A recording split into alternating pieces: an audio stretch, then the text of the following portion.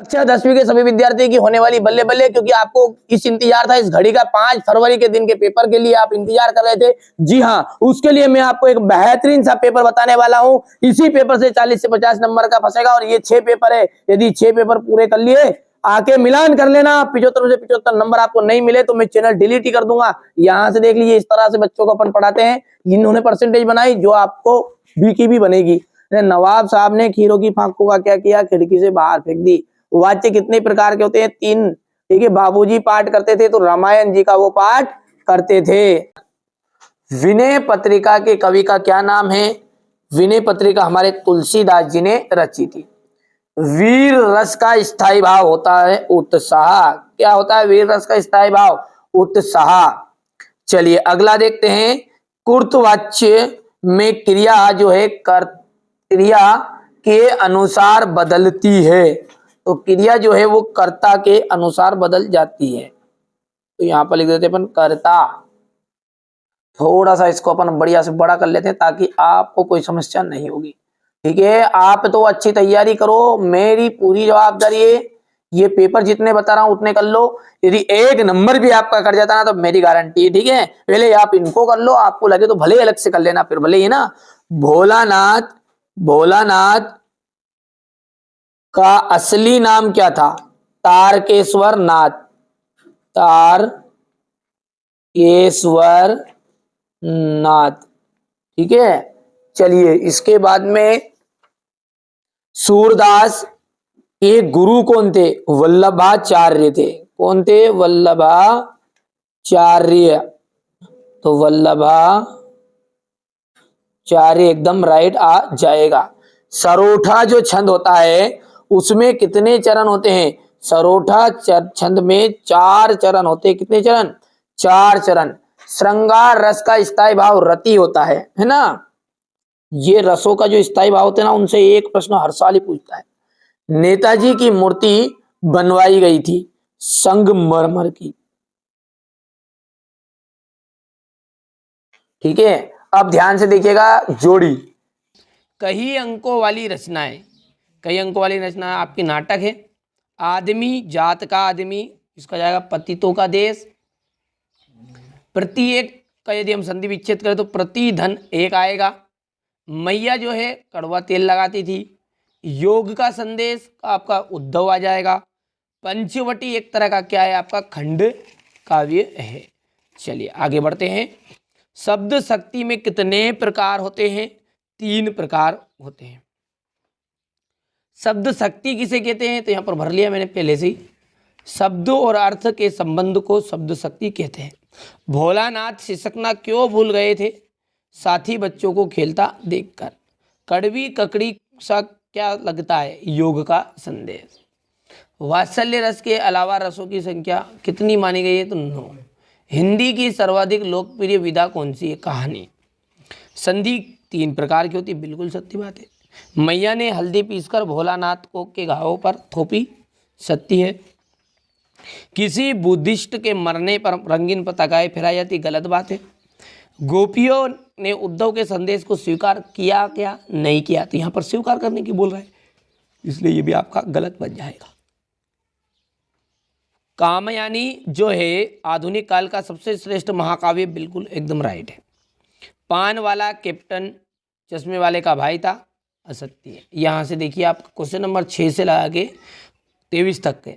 ठीक है, यहाँ से देख लीजिए आप तो केवल तैयारी करो। जिस बच्चों को भरोसा है कि हाँ जो बताएंगे सही बताएंगे तो आप कर लेना, बाकी भली मत करना। ठीक है, जिसको भरोसा नहीं और क्या कह सकते हैं, पूरा सोल्व दूंगा है ना। ये क्वेश्चन नंबर 12 में तुलसीदास और सूर्यकांत त्रिपाठी निराला की काव्यगत विशेषताएं बतानी है। 2 रचनाएं और भाव पक्ष। गोपियों द्वारा उद्धव को भाग्यवान कहने में क्या व्यंग नहीं थे? ये यहाँ से हो गया है। ये क्वेश्चन नंबर आपका 16 हो गया है। यदि हम बात करें क्वेश्चन नंबर 17 की, तो ये आत्मकथा और जीवनी में 2 अंतर, रेखाचित्र और संस्मरण में कोई 2 अंतर बताने हैं। यहाँ से देखिए क्वेश्चन नंबर 18 हो गया। ये क्वेश्चन नंबर 19 है।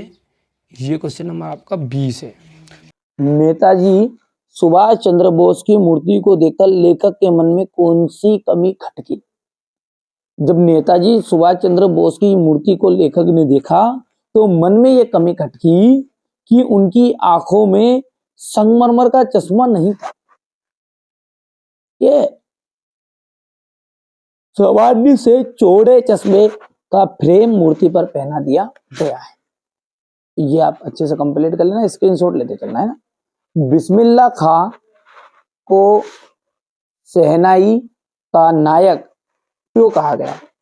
देखिए, शहनाई जो होती है ना, मंगलिक अवसरों पर बजाई जाती है। जैसे जो हमारे खुशी का समारोह है ना, उन पर हमारी शहनाई बजाई जाती है।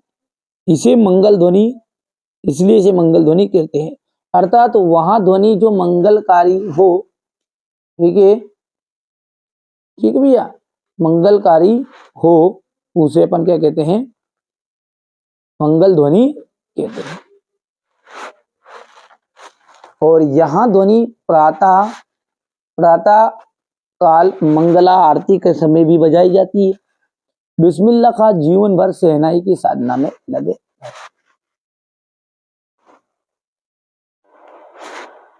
अब अगला है आपका, किन आवश्यकताओं की पूर्ति के लिए सुई और धागे का आविष्कार हुआ होगा? ऐसी कौन सी आवश्यकता थी जिसकी पूर्ति करने के लिए सुई धागे का आविष्कार हुआ? तो देखिए, प्रारंभ में मनुष्य नंगा रहता था, उस समय तन पर ढकने के लिए साधनों का कोई रूप नहीं था। सर्दी, गर्मी आदि से बचने के लिए तन ढकने का उपाय करने की जो भावना है, उसने ही सुई धागे का आविष्कार किया होगा। धूप, ठंड, कोहरे आदि से बचने के लिए चमड़े के पत्ते या कपड़े से तन ढकने के लिए वस्त्र सिलने के लिए सुई धागे की खोज की गई होगी। ठीक है, यहां से आप बढ़िया से इसको देख लीजिए, सॉल्यूशन को अच्छे से। ठीक है भैया, चलिए अब अगला जो क्वेश्चन है आपका देख लेते हैं।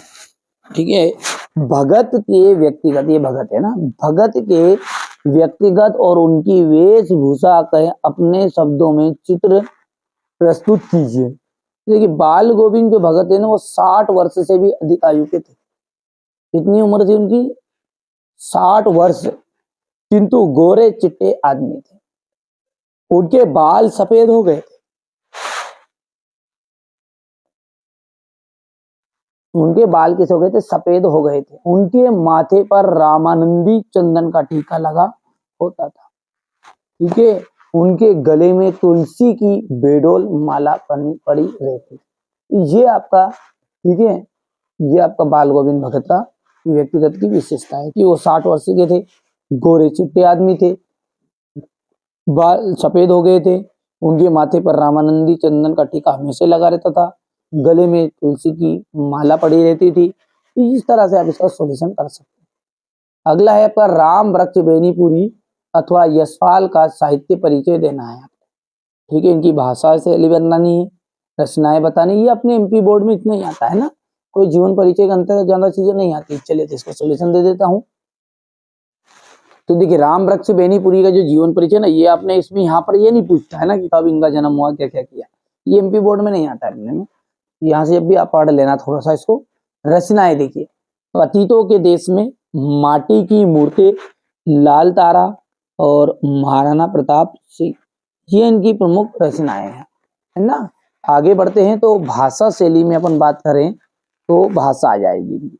इनकी भाषा कैसी थी? व्यवहारिक थी, इनमें सजीव सरलता, ठीक है, इसमें सरलता, सुबोधता और सजीवता पाई जाती है।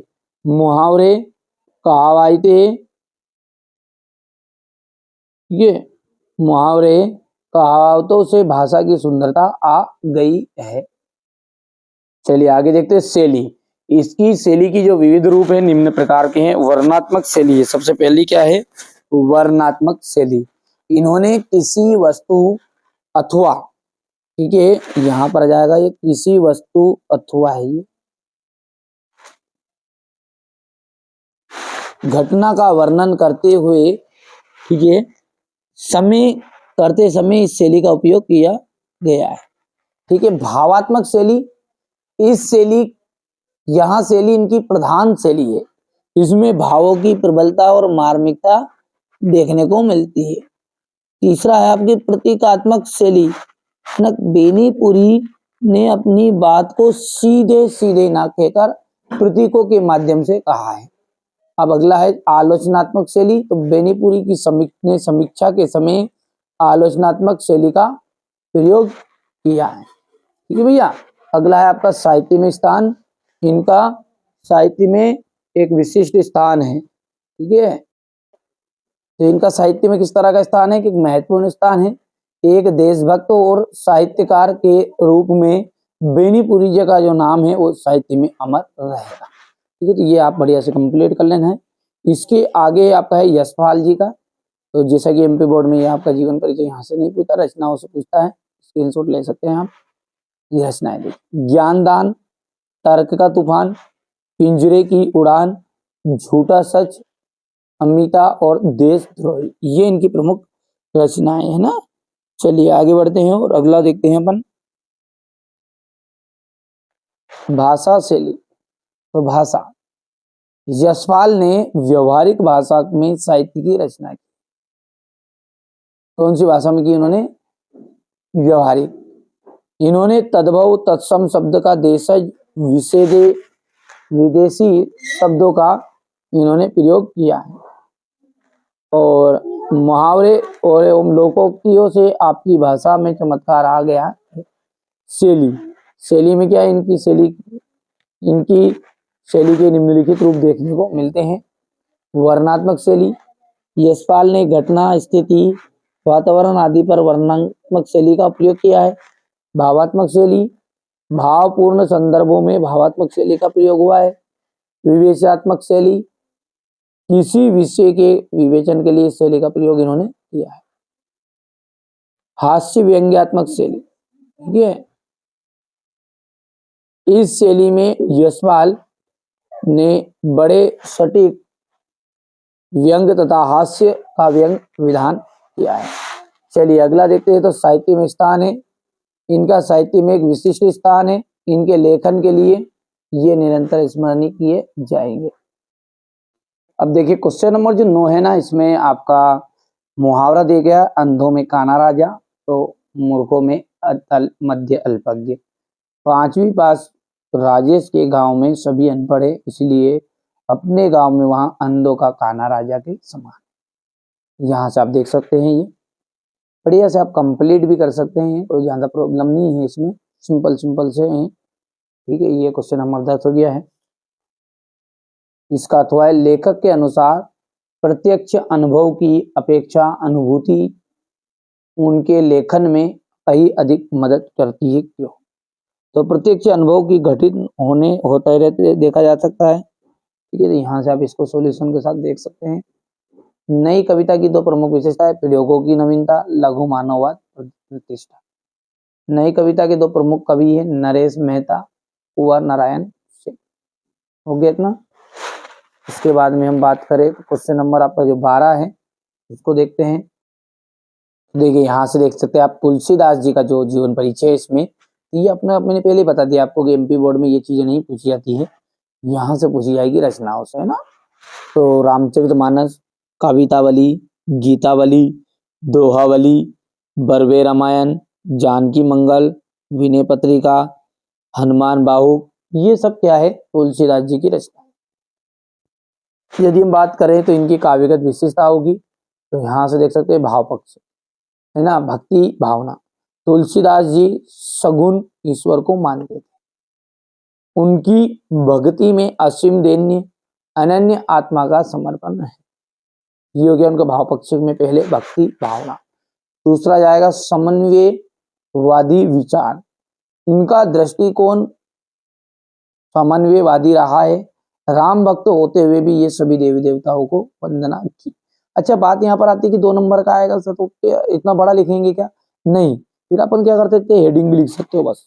लोक मंगल का भाव, रसों की प्रधानता। तो तुलसीदास जी रस सिद्ध कवि एक तरह के। इन्होंने कविताओं में श्रृंगार रस, शांत रस, वीर रस का अद्भुत चित्रण किया है। ठीक है। इसके बाद में यदि हम आगे की बात करें तो रसों की प्रधानता हो गई, अद्भुत रसों का इन्होंने प्रयोग किया है। कला पक्ष, कला पक्ष के अंतर्गत आ जाएगा इसका भाषा। तो तुलसीदास जी ने ब्रज और अवधी भाषा को अपनाया है। जहां तहां अरबी फारसी को भी के भोजपुरी बुंदेलखंडी भाषाओं के शब्द भी इनमें मिल जाते हैं। चलिए तो अब इसके आगे आप कंप्लीट कर लीजिएगा। यहाँ से देखिए छंद में तुलसीदास जी ने चौपाई, दोहा और सवैया, कविता आदि छंदों का प्रयोग किया है ना। इस तरीके से अपन आगे बढ़ते हैं तो ये आपकी शैली हो जाएगी और ये साहित्य में स्थान। चलिए इसके बाद में जो अगला है ना वो आपका है सूर्यकांत त्रिपाठी निराला का, है ना।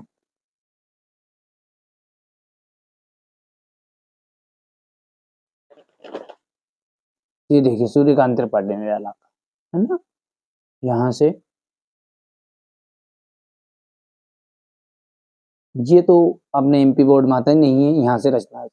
अनामिका है, परिमल है, गीतिका है, कुकुरमुत्ता है, तुलसीदास है, अनिमा है, बेला, आराधना, अपरा, गीत कुंज, नए पत्ते।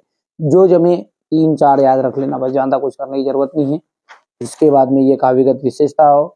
अच्छा एक तो तरीका ये है और शॉर्टकट तरीका ये भी आप लिख सकते हैं कि इनके काव्य में, यहीं से आगे लिख देना है, इनके काव्य में प्रेम और सौंदर्य का भाव देखने को मिलता है। ठीक है, इन्होंने प्रकृति के सजीव चित्र अंकित किए हैं। या तो फिर इस तरीके से आप लिख देना है, बढ़िया से कंप्लीट कर लेना। ये क्वेश्चन नंबर यहाँ पर राष्ट्रीयता जाएगा। कला पक्षों की बात करें तो भाषा जो है भावों के अनुरूप इनकी बदलती जाती है। देश प्रेम तथा भक्ति परक की कविताओं में इनकी भाषा सरल है। शैली की बात करें तो निराला जी की 2 शैलियां स्पष्ट है। उत्कृष्ट छायावादी, ठीक है, गीतों में प्रयुक्त लंबी तत्सम एवं दुरूह शैली तथा सरल प्रवाह रूप में प्रचलित उर्दू के लिए शब्द व्यंग की चुटकुली शैली, जो भी आप में है ना। छंद, निराला जी के ने छंद के क्षेत्र में नए नए प्रयोग किए। आपने तुकांत एवं अतुकांत दोनों प्रकार के छंदों में छंद लिखे हैं। मुक्तक छंद को आपने ही जन्म दिया है। ठीक है, मुक्तक छंद को आपने ही जन्म दिया है। साहित्य में स्थान की बात करें तो इनका साहित्य में एक विशिष्ट स्थान है। आधुनिक कवियों में मुद्र महाप्राण निराला जी का उत्कृष्ट स्थान है। वे मुक्तक के जनक थे। निराला जी ने हिंदी कविता को एक नई दिशा प्रदान की। चलिए यदि हम आगे की बात करें ना तो आपका जो अगला क्वेश्चन है ना वो रहेगा आपका क्वेश्चन नंबर 13, क्वेश्चन नंबर 13 है। गोपियों द्वारा उद्धव को भाग्यवान कहने में कौन से व्यंग निहित हैं? उद्धव श्री कृष्ण के पास रहते हुए भी उनके प्रेम से को नहीं पा सके, इस कारण गोपियां जो कहते हैं उन्हें भाग्यहीन मानती है। ठीक है, यही व्यंग भाग्यवान कहने में व्यक्त है। विपरीत लक्षण से भाग्यवान का अर्थ होता है भाग्यहीन। संगीतकार किन किन रूपों में गायक गायिका की मदद करता है? अकेलापन के असहास को बचाते हैं। यहाँ से आप स्क्रीनशॉट ले लेना ना। ये क्वेश्चन नंबर 13 हो गया है। ये क्वेश्चन नंबर 14 पढ़ोगे जिसमें याद हो जाएंगे, बहुत सिंपल लैंग्वेज में लिखे हैं। ठीक है, क्योंकि केवल यही आपके लिए यहाँ पर बताया जा रहा है। आपकी बार 90 पार, जिन बच्चों ने वास्तव में 90 पार का सपना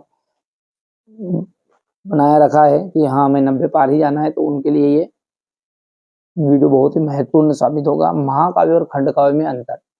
महाकाव्य में क्या होता है, पात्रों की संख्या अधिक होती है, इधर पात्रों की संख्या कम होती है। जब इसमें पात्रों की संख्या अधिक है तो बड़ा आकार रहेगा, छोटा आकार रहेगा। इसमें जीवन का संपूर्ण चित्रण होता है ना। थोड़े से और बिंदु आप लिखना चाहे तो यहाँ से बढ़िया से अच्छे से लिख लेना आपको कि ये देखिए महाकाव्य में नायक का महान होना आवश्यक है, खंडकाव्य में ऐसा जरूरी नहीं है। उदाहरण रामचरितमानस और जानकी मंगल, यहीं से आपको पूरा कर लेना है। ये लो स्क्रीनशॉट, ठीक है भैया। चलिए इसके बाद में यहाँ से देखिएगा स्थायी भाव और संचारी भाव में अंतर।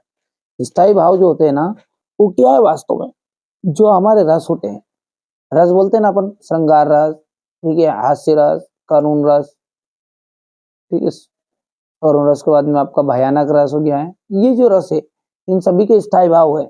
तो 10 रस है और 10 ही के स्थायी भाव यहाँ पर। और संचारी भाव जो है वो 33 माने गए हैं। ठीक है, एक रस का एक ही स्थायी भाव होता है और एक रस में कई संचारी भाव होते हैं। यहाँ स्थायी रूप से हृदय में विद्यमान है, यहाँ कुछ समय रेखा समाप्त हो जाते हैं। संचारी भाव के कोई अंग नहीं है और इनके स्थायी भाव होते हैं। स्थायी भाव संचारी भावों को जगाते हैं लेकिन ये नहीं जगाते। ये आप बढ़िया से सिंपल है, ज्यादा कोई डिटेल पढ़ाने की जरूरत इनको नहीं है, ये आप कवर कर सकते हैं। क्वेश्चन नंबर यदि हम बात करें आगे की, तो ये आपका क्वेश्चन नंबर 16 जो है, ठीक है, ये क्वेश्चन नंबर जो 16 है वो है आपका दोहा छंद की परिभाषा। और दोहा में क्या होता है, 4 चरण होते हैं, जिसमें से पहले और तीसरे चरण में 13-13 मात्राएं रहेगी और दूसरे और चौथे चरण में 11-11 मात्राएं रहेगी। यानी ये आपका एक अर्ध सम्मात्रिक छंद है। ठीक है, उदाहरण है, रई मन पानी राखी है, बिन पानी सब सून, पानी गए ना उभरे, मोती माने सुन। जो भी आपका जो दोहा रहे ना, कोई सा दोहा लिख सकते हैं आप। ठीक है, मानवीकरण अलंकार की परिभाषा यहाँ से देख लीजिएगा, आप करना कंप्लीट है ना। आगे बढ़ते हैं, तो ये आपका यहाँ से रहेगा। ठीक है भैया, अगला देखिए, आत्मकथा और जीवनी में अंतर, तो 2 यहाँ पर, ये तीसरा अंतर यहाँ पर आप देख सकते हैं। तो इसे 4 अंतर करिएगा आप। ठीक है, संस्मरण और रेखा चित्र में अंतर है ना। चलिए यहाँ से देख लीजिएगा आप, ये संस्मरण और रेखा चित्र में अंतर है आपका। ये यहाँ पर बच्चों ने 2 ही अंतर लिखे, आप 4 अंतर कम से कम करिएगा, सर्च कर लीजिएगा, मिल जाएगा ना। अब क्वेश्चन नंबर जो 18 है वो देखिए, आप क्या बोल रहा है। क्वेश्चन नंबर 18 में संदर्भ प्रसंग व्याख्या आपकी रहेगी, है ना। तो संदर्भ प्रसंग व्याख्या कर लेंगे। यहाँ से आप पहले तो एक बार है ना स्क्रीनशॉट ले लो बढ़िया से पेपर का, ताकि आपको कोई दिक्कत नहीं आएगी। ये क्वेश्चन नंबर 18 है। ये क्वेश्चन नंबर 19 रहेगा आपका, और ये 20 रहेगा। देखो ध्यान से आप, क्वेश्चन नंबर 20 के बाद में अपन बात करें तो क्वेश्चन नंबर ये 21, ये 20 का हुआ, ये आपका 21 है और 22, और अंत में यदि हम बात करें तो ये क्वेश्चन नंबर आपका 23 रहेगा, है ना। ये आप बढ़िया से कंप्लीट करना है ना। चलिए, तो मैं अब यहाँ से क्वेश्चन नंबर 18